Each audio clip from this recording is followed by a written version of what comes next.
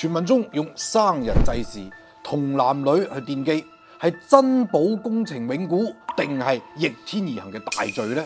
揭開打生莊背後不為人知的因果法則，為何以願為基必遭反噬？何謂霸道與王道嘅正邪之分？想知點樣分辨正道與邪術？即刻點擊收看，亦歡迎加我哋嘅 WhatsApp， 與法明師傅共同深入探討天道與修行。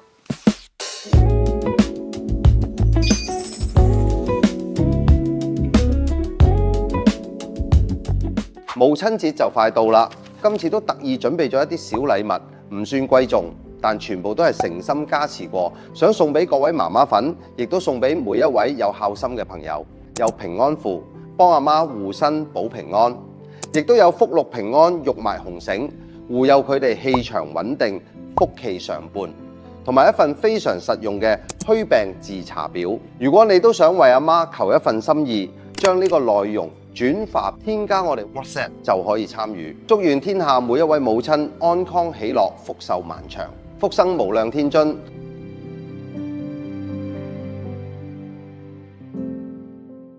各位觀眾大家好啊，歡迎收睇今期嘅法銘零距離特別節目，我係袁洋。Hello， 大家好，我係法銘。師傅啊，最近咧我去咗自駕遊啦，咁途經一個地方嗰陣咧，我無意中聽到咗一個當地嘅流傳喎，係關於一個舊石橋嘅怪事。咁啊，當地啲老人家話啦，當年起呢個橋嘅時候咧，就有個橋墩嘅，咁啊點都打唔穩。咁後來咧嗰個工頭啊，佢就孭咗個細路仔過嚟，守喺嗰個橋墩底度。咁結果咧，第二日嗰個橋墩咧就變得好穩陣啦。但係咧嗰個細路咧就再都冇出現過啦。咁多年過去啦，嗰條橋咧依然係好穩嘅。但係當地人咧夜晚寧願兜好遠嘅路咧，都唔會再行呢個橋。咁師傅啊，呢一種情況咧係咪就係所謂嘅打生樁咧？嗱，首先咧，我哋要了解啊，乜嘢係打生樁？佢係一種咧古代建築工程喺入邊嘅生人祭祀嘅習俗嚟嘅。咁啊，相傳啊，呢種做法咧係源自於魯班書。佢認為咧喺建築工程動工之前，又或者施工期間，如果出現咗倒塌之類咁嘅事故，係因為破壞咗當地嘅風水，觸怒咗鬼神，所以需要生人去進行獻祭，嚟平息呢啲鬼神嘅怨氣嘅。咁啊，具體嘅方法呢，其實就係起橋嘅時候，用一對童男童女，分別喺橋頭同埋橋尾呢啲橋墩入邊作為生樁。呢種習俗呢，唔單止係中國古代有。喺日本亦有呢啲類似咁嘅人柱嘅一個傳說嘅，有火影忍者度有，係都有睇過係嘛？係有嘅。呢啲唔係我哋老人家睇嘅動畫。咁師傅啊，咁你頭先話啦，打生樁咧係一種生人嘅祭祀，咁我就好好奇啦。咁古人點解佢會認為咁殘忍嘅方式會有用咧？類似呢一種傳說一樣嘅事。究竟咧係客人嘅古仔咧，抑或是佢背後真係有一套我哋理解唔到嘅道理嘅咧？當人類面對自己冇辦法控制嘅龐大力量嘅時候咧，內心啊最深處嘅恐懼，佢會催生出點樣樣嘅一種極端扭曲嘅所謂嘅智慧。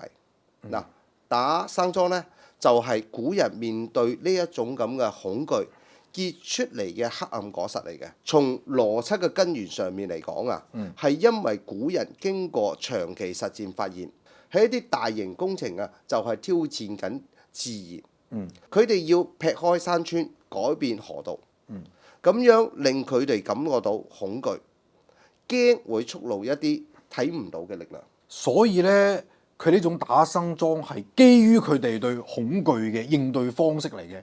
咁點解係要揾細路哥呢？呢樣咧就涉及到古人佢哋最循序嘅一個叫等價交換。我要從自然度攞走穩固，就必須獻上最珍貴嘅祭品。咁啊喺佢哋睇嚟，乜嘢係最珍貴呢？佢就係一啲無瑕嘅生命咯。尤其係最純潔嘅生命，佢哋認為用呢種極致嘅誠心，先可以換到天地之靈嘅一啲通用。咁如果跟住呢個邏輯，咁好似聽落又係一場成功嘅交易嚟喎。但點解所有相關嘅呢啲傳說呢，都係充滿住啲怨氣啊、仇恨啊同埋不祥呢？因為呢條數啊，從一開始其實就計錯啦。佢觸犯嘅唔係人情，而係天律。首先呢，佢用怨作為基石，而根基已經係錯咗啦。咁啊，你用一個靈魂極致嘅痛苦、恐懼同埋怨恨嚟做呢個基礎，呢座咁嘅建築吸收嘅就係呢股咁嘅能量，係嘛？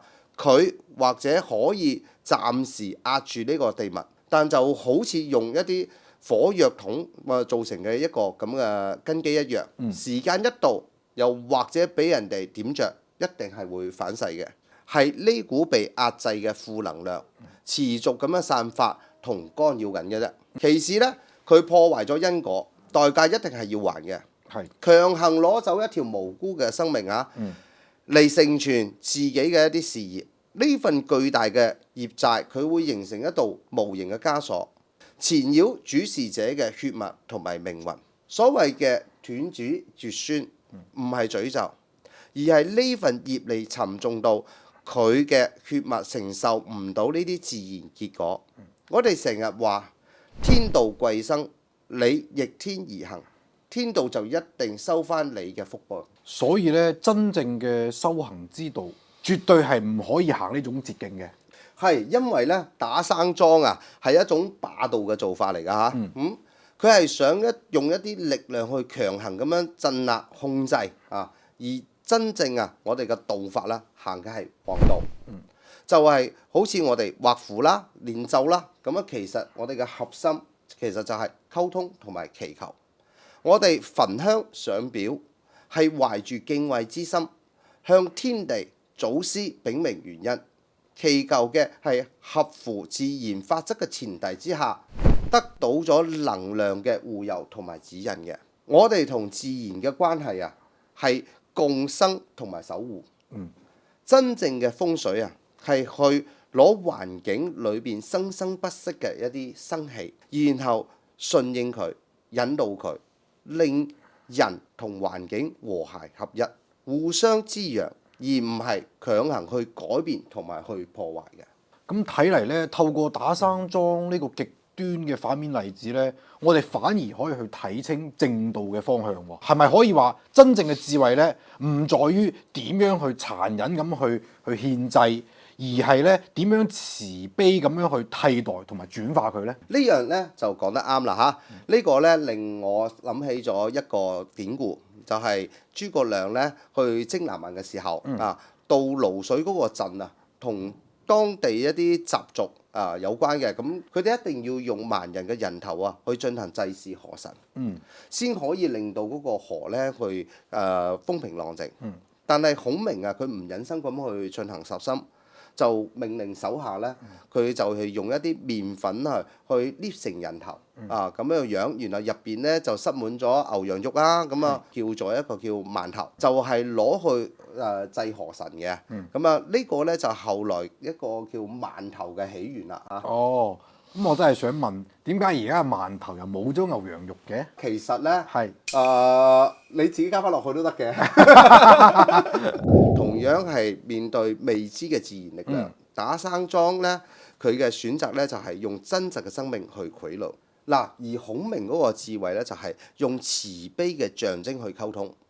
前者係製造新嘅怨念，加深人同天地嘅對立；後者就係尊重習俗嘅情況之下，注入咗仁愛嘅一個精神，實現咗人同天地嘅和解。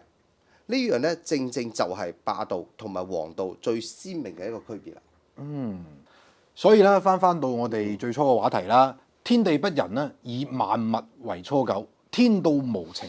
佢唔會因為你獻上真人就滿足咗，亦都唔會因為你獻上饅頭就怪責你。佢只係睇你係咪有遵循呢個生生不息嘅法則。打生樁咧，用殘忍嘅嘗試去賄賂法則，呢個係痴心妄想。而孔明咧呢個饅頭就係對法則用更高層嘅理解同埋尊重。佢用唔殺生嘅舉動咧，成全咗人心，亦都達成咗佢嘅目的。呢個本身就係一種合道嘅行為。咁聽完師傅嘅剖析啦，真係令人好感慨啊！從打生莊咁黑暗嘅傳說，到孔明用饅頭去代替呢啲祭品嘅光明智慧，呢個唔單止係方法嘅轉變，更加係我哋文明同埋修為嘅升華。打生莊啊，嘗試用暴力去征服自然，最終一定會受到反噬。而孔明嘅智慧係用慈悲去化解衝突，用創造代替毀滅。呢個俾所有修行者都有一個啟示。真正嘅道唔一定係神通法術嗰度，而係起心動念之間。嗱，最後願各位喺人生嘅道路上面能夠持守呢份光明，修真有份，進道無魔。好啦，今期嘅發命靈距離特別節目就到呢度啦，我哋下期再見啦，拜拜。